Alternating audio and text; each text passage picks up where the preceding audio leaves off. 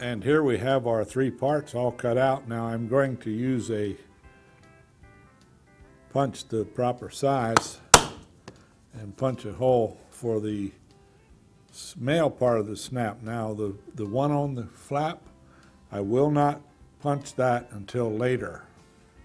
So now, if you're going to do any tooling, now is the time to do it. Next, we will set the male half of our snap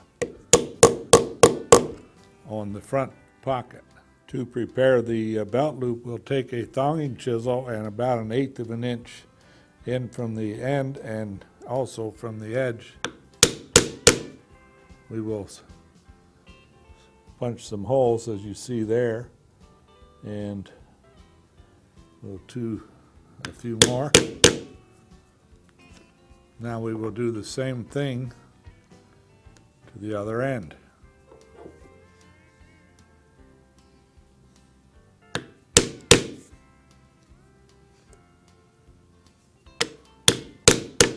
Now we will locate the top of our belt loop somewhere.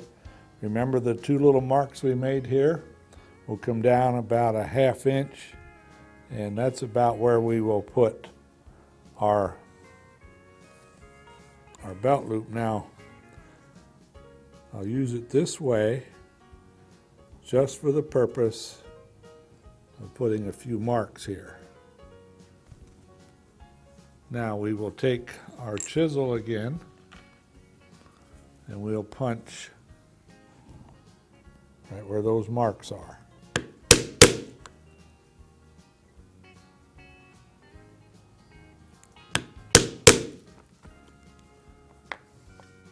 Now we can stitch this part on upside down and forward, as you see me here, because it will fold back. So let's go ahead and stitch this.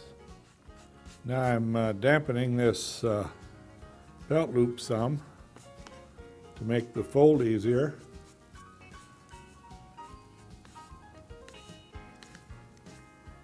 And then we will fold it over, locate it as far as you can put it without putting a whole lot of strain on the top. Now we'll take our awl again and make 2 marks, and that is where we will punch our holes.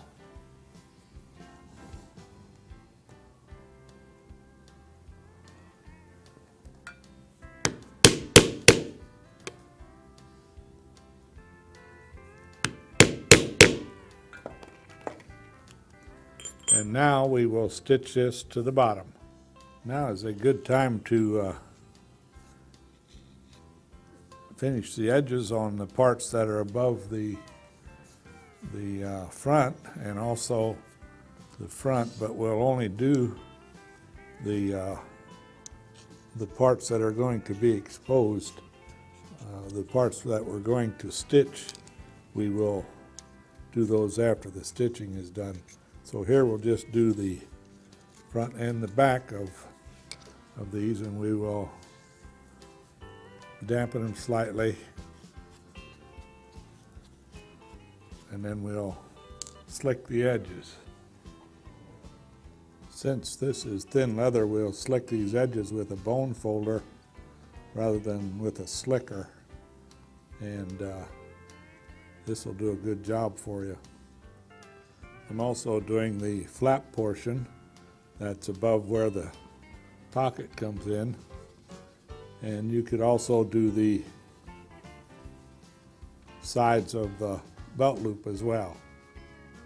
Using a good quality contact cement, now I am putting a line about 1/4 of an inch wide around the edge, as you see, and I started up here where I made a little mark where the pocket will go. And now I will do the same thing to the edges of the pocket. We have allowed our cement to dry until it became tacky, so now we will cement our pocket in place, and it should fit rather nicely, and it does. So now we're ready to do our stitching. I will start by taking my stitching groover and cutting a groove all the way around about 1/8 of an inch in from the edge. And we will do both the front and the back. We know where to start because of those little marks we put there earlier. And now you can punch all the way around with the punch of your choice for either stitching or lacing. And now we will saddle stitch the two parts together. Notice I'm double stitching this first hole.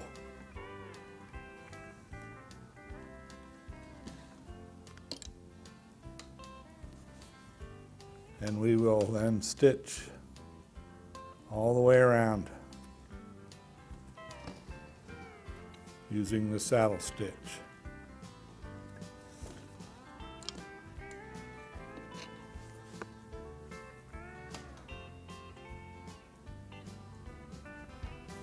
Now that we have finished our stitching, we can take our edge beveler, bevel around the edges,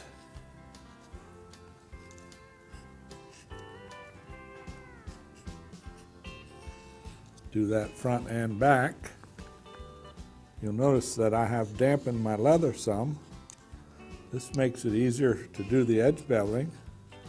This also make it easy for us to fit the case or fit the knife into the case. So now we will add a little more water to the edge. And now that we have a thicker edge, we can use the edge slicker, as you see me using here, or we could use the bone folder. This will be a little bit easier now that we have this nice thick edge. And now it is time to see if our knife is going to fit.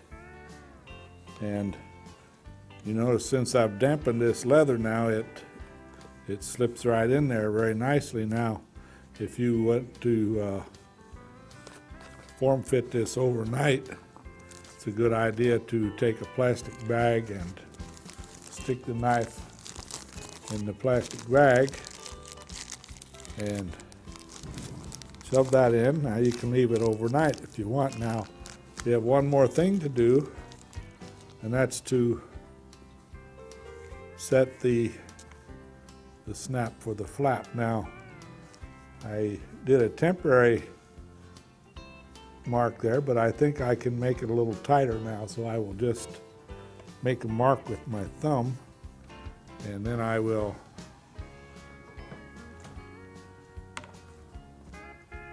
punch the proper size hole. And now we will set the female part of the snap. We'll put it on the anvil, take the driver, and set the female half. Now let's see how we did. And now we have a real nice custom-made, custom-fitted case for our 4.5-inch lockback knife.